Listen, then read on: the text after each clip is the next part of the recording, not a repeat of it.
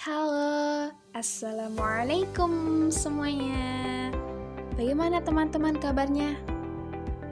Semoga kabarnya selalu dalam keadaan baik-baik saja ya.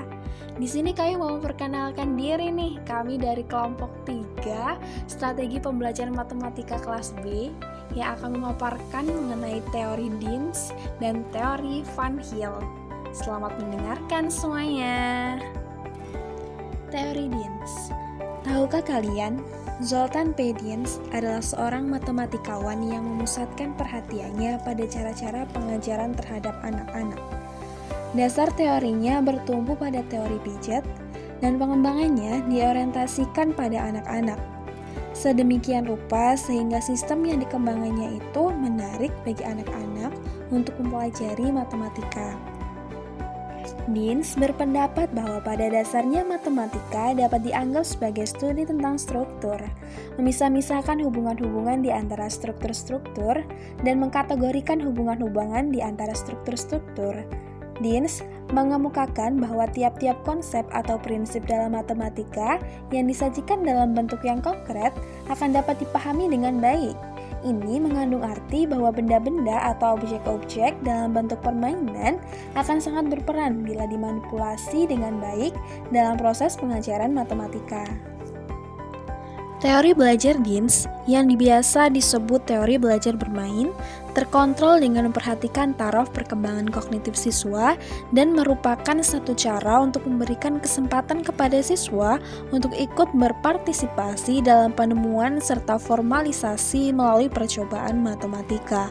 Hal tersebut dapat memberikan semangat kepada siswa untuk termotivasi dalam proses belajar mengajar, khususnya pemahaman konsep materi segi 4 agar proses pembelajaran dapat lebih maksimal dengan harapan agar kualitas pembelajaran nantinya akan lebih meningkat. Menurut Dinns, pembelajaran matematika itu harus memperhatikan 4 prinsip. Apa sajakah itu? Mari kita lihat penjelasannya berikut. Prinsip pertama adalah prinsip dinamik. Proses pemahaman konsep berjalan dengan pengalaman ke penetapan klasifikasi. Jadi, anak-anak mempelajari sesuatu melalui proses penjelasan dan eksperimen untuk membentuk atau menemukan suatu konsep matematika. Prinsip kedua, prinsip konstruktivis, mengkonstruksi setiap ide matematika atas konsep yang menghendaki sifat-sifat tertentu adalah konstruktif. Proses pembelajaran matematika haruslah melalui proses pengkonstruksian, yaitu dari sifat-sifat atau hal-hal yang telah ditemukan melalui sejumlah kegiatan yang terurut, kemudian disusun menjadi suatu hubungan yang memperoleh suatu konsep matematika, atau dengan kata lain, seorang harus memahami konsep sebelum memahaminya dengan analisis yang logis. Prinsip ketiga, yaitu prinsip variabilitas matematik. Setiap konsep matematika menyertakan variabel-variabel sensasial yang perlu dibuat bermacam-macam. Bila generalisasi dari konsep matematika itu yang telah tercapai. Jadi, suatu konsep matematika itu mengandung berbagai variabel yang bervariasi, sehingga pembelajaran terhadap suatu konsep haruslah memperhatikan variabel-variabel tersebut. Hal ini akan jelas terlihat apabila suatu konsep matematika yang diajarkan telah mencapai tahap generalisasi. Prinsip keempat, prinsip variabilitas perseptual. Untuk mencapai suatu abstraksi yang efektif dari struktur matematika, haruslah diakomodasikan sebanyak mungkin situasi yang berbeda untuk struktur atau konsep yang sama.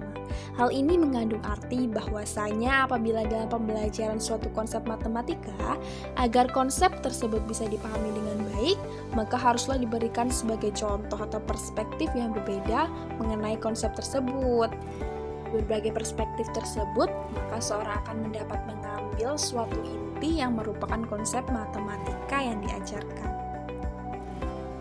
Dari 4 prinsip teori pembelajaran matematika Dinns, ternyata tidak hanya ditunjukkan untuk diterapkan pada konsep-konsep matematika tingkat dasar loh, tetapi juga dapat diterapkan pada konsep matematika tingkat lanjut. Seperti apa? Seperti pada penggunaan AEM Untuk mengajarkan pemahaman terhadap konsep persamaan kuadrat dengan pendekatan konstruktivis, maka pemahaman awal terhadap konsep tersebut dapat diajarkan.